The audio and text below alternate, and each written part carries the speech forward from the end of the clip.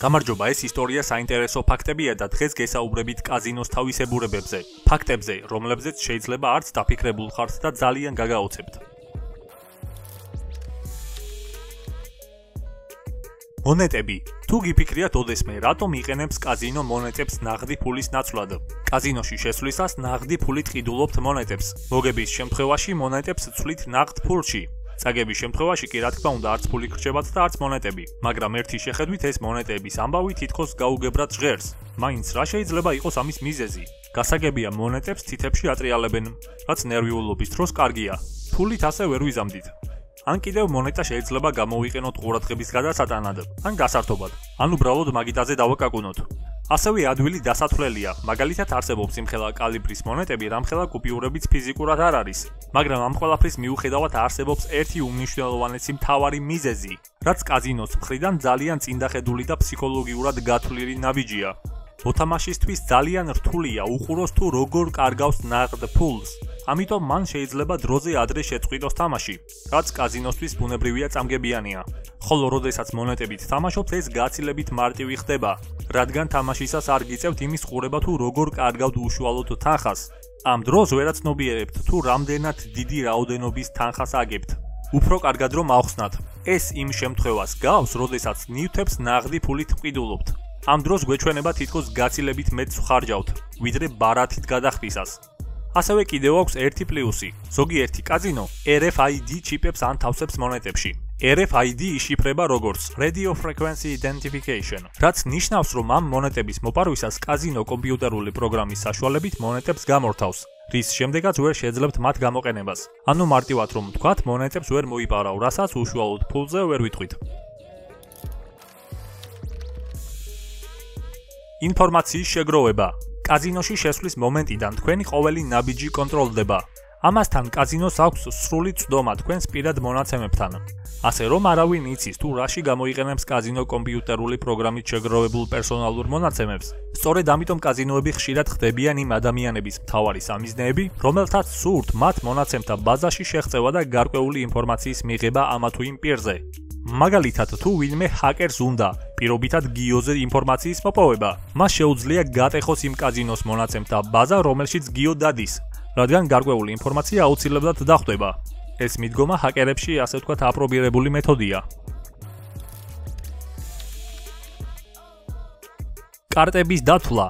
სამაგიდო თამაშები, მაგალითად ბლეკჯეკი, მოთამაშეებს აფიქრებინებს, რომ მათ შეუძლიათ აკონტროლონ საკუთარი შესაძლებლობები და გაიმარტივონ გამარჯვებამდე მისაღწევი გზა. თუმცა თუ კაზინო შეგატყობთ, რომ საკმაოდ კარგი მოთამაშე ხართ, თქვენი საქმე წასულია. ალბათ ხსმენიათ კაზინოში კარტების დათვლის მეთოდზე, რომელიც გენიოსებს ან გენიოსობასთან მიახლოებულ ადამიანებს შეუძლიათ. ყოველ შემთხვევაში ძალიან იშვიათად რომ ვინმე შეეძლოს. ამ სტრატეგიის გამოყენება კაზინოებში სასტიკად აკრძალულია. და თუ ფაქტზე გამოგიჭირეს, უკეთეს შემთხვევაში დაწესებულებიდან გაგაგდებენ და დაბრუნებას აგიკრძალავენ. ამასთანავე კაზინოები ბევრ სხვადასხვა ეშმაკურ ხრიკს იყენებენ იღბლიანი მოთამაშეებისთვის ყურადღების გასაფანტად.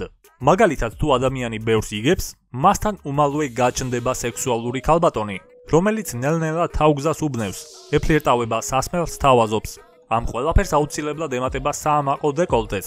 ამ სტრატეგიამ თუ არ გაამართლა, ისინი უბრალოდ სხვა უფრო დახვეწილ სტრატეგიაზე გადავლენ და ასე გაგრძელდება მანამ სანამ კაზინოდან არ გაგაგდებენ. თუ კაზინოს დატოვების შემდეგ თამაშის გაგრძელება სხვა კაზინოში გადაწყვეტთ, გაითვალისწინეთ, რომ შესაძლოა სხვა დაწესებულებაში შესული უკან გამოგაბრუნონ, რადგან კაზინოები ინფორმაციას ერთმანეთს ყოველთვის უცვლიან. ვიდეოკამერები. გამომდინარე იქედან, რომ კაზინოში საკმაოდ დიდი რაოდენობით თანხა ტრიალებს, გასაკვირი არ უნდა იყოს დაცვებისა და კამერების აქ ნახვა. თუმცა ბევრმა არ იცის, რომ ეს კამერები აღჭურვილია სახის ამომცნობი კომპიუტერული პროგრამით. ასე რომ თუ თქვენ კაზინოდან გამოგაგდეს და შემდეგ შეეცდებით უკან დაბრუნებას და თავის სხვა ადამიანად გასაღებას, კამერები აუცილებლად ამოგიცნობენ. ასევე კაზინოში დამონტაჟებულია კომპიუტერული პროგრამები, რომლებიც თქვენი თამაშის სტილს აკვირდება და აანალიზებს. ბევრი მათგანი იყენებს ეგრეთ წოდებულ NORAS. ამას შეიძლება უწოდოთ სუპერთექნოლოგია, რომლის გამოყენებით კაზინო იგებს გაუცვლია თუ არა ოდესმე დილერსა და მოთამაშეს ერთმანეთის მობილურის ნომრები, მისამართები ან კაზინოს სასტუმროს ნომრები. ამით კაზინოს საშუალება ეძლევა თავიდან აიცილოს შეთქმულება მოთამაშეებსა და კაზინოს პერსონალს შორის. ინტერიერი. უსაფრთხოების სისტემისა და სათამაშო ტექნოლოგიების გარდა, კაზინოების უმეტესობამ ბოლო წლებში ინტერიერის შეცვლაც დაიწყო. ძველ კაზინოებში სათამაშო აპარატები ისეა განლაგებული, რომ იქ მყოფს თავი ლაბირინთში ეგონება.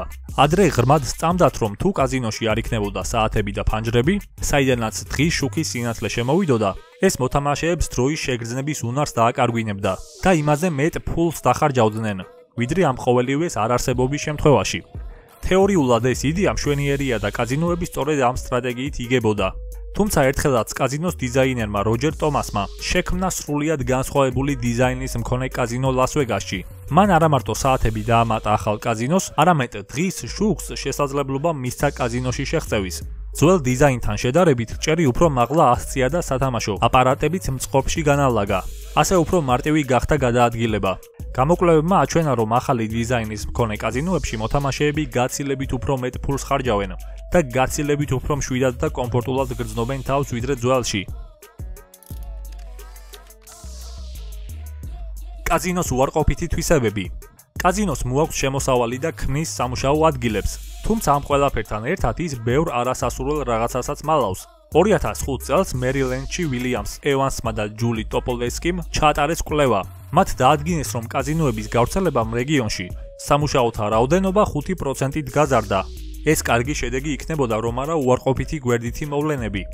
ავტომობილების ძარცვა, ქურდობები და გაკოტრება. ეს ყველაფერი 10%-ით გაიზარდა გამოკვლეულ რეგიონებში, სადაც კაზინოები ფუნქციონირებდა.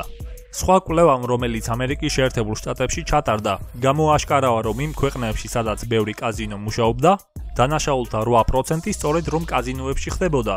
გარდა ამისა, კაზინოებმა მის ახლო მდებარე ადგილობრივ ბარებსა და რესტორნებს მთლიანად წაართვა ბიზნესი და გააკოტრა. ეს კი მნიშვნელოვნად აისახა სახელმწიფო გადასახადების რაოდენობაზე, ქალაქის ბიუჯეტებზე და ასე შემდეგ. სლოტ აპარატები. სლოტ აპარატების პრინციპი ძალიან მარტივია. აპარატში ყრით მონეტებს. აწვევით ღილაკს და ცდილობთ დასვათ სამი ერთნაირი გამოსახულება. თითოეულ რგოლში არის 20 სიმბოლო. თქვენი მოგების ალბათობა 8000-დან მხოლოდ 1-ს უდრის. თუმცა ეს ალბათობა ძველი მექანიკური სლოტ აპარატებისთვისაა დამახასიათებელი. რაც შეეხება ახლებს, უფრო განვითარებულებს. აქ საქმე გაცილებით რთულადაა, რადგან თქვენი მოგების ალბათობა შედარებით უფრო დაბალია და ბევრ რაიმეს ითვალისწინებს.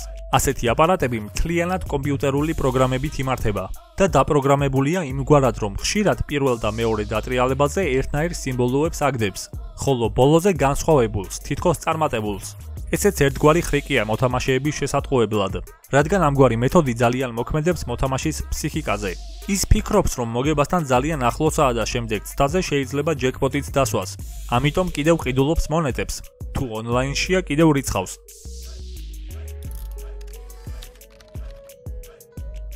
ბლეკჯეკი.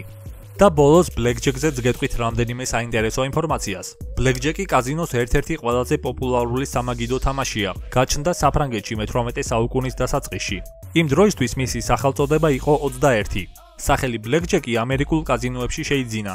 ადგილობრივი სათამაშო ბიზნესის ხელმძღვანელებმა ოდნავ შეცვალეს წესები, რათა თამაში მეტად მიმზიდველი გამხდარიყო. თუ მოთამაშეებს ვალეტების წყვილი ამოუვიდოდათ, კარგ ბონუსს მიიღებდნენ. სწორედ ამის გამო ეწოდა მას ბლეკჯეკი, ანუ შავი ვალეტი. ბლეკჯეკის წესები საკმაოდ მარტივია. თქვენ მარტო ან მოთამაშეებთან ერთად თამაშობთ დილერის წინააღმდეგ. კრუპიე 2 კარტს თქვენ გაძლევთ, ხოლო 2-ს თავისთვის ირიგებს. ბლეკჯეკის ვარიაციებიდან გამომდინარე თქვენ შეძლებთ დილერის 1 ან არც ერთი კარტის დანახვას. თითოეულ კარტს აქვს თავისი ნომინალი. ნახატიან კარტებს ენიჭებათ 10 ქულა. დანარჩენი კარტების ნომინალი მათი რიცხვების შესაბამისია, ხოლო ტუზი უდრის 1-ს ან 11-ს. დამოკიდებულია მოთამაშის სურვილზე. თამაშის მიზანია შეაგროვოთ 21 ან მასთან მაქსიმალურად მიახლოებული რიცხვი. პირველ 2 კარტზე შეგიძლიათ დაამატოთ კარტების ნებისმიერი რაოდენობა, მაგრამ მთავარია არ გადააჭარბოთ. თუ თქვენი კარტების ქულათა ჯამი გადააჭარბებს 21-ს, მაშინ წააგებთ. ყველაზე დიდი კარტი თამაში არის ბლეკჯეკი. ანუ კომბინაცია ბლეკჯეკი ეს არის პირველი 2 კარტი, რომელთა ჯამური ქულაა 21. მსგავსი კომბინაციის მქონე მოთამაშე ყოველთვის იგებს რაუნდს. თუ თქვენ 2 10-იანი ამოგივიდათ, შეგიძლიათ კარტები გაყოთ 2 კომბინაციად და ისე გააგრძელოთ თამაში. ათვლა 10-დან დაიწყება. თუმცა უმჯობესია თუ არ გაყოფთ, რადგან როგორც წესი ამით თქვენი წაგების ალბათობა იზრდება. იცოდით, რომ კაზინოებში ვინც ბევრს იგებს, ვეშაპებს ეძახიან. ამიტომ ვეშაპობას გისურვებთ კაზინოებშიც და ყველა იმ საქმეშიც, რომელსაც აკეთებთ. ხო, კიდევ ერთი რამ, თუ დალაიქებთ ვიდეოს და გამოიწერთ არხს, ამით ძალიან დაგვეხმარებით უკეთესი თემებისა და ვიდეოების მომზადებაში. ნახვამდის.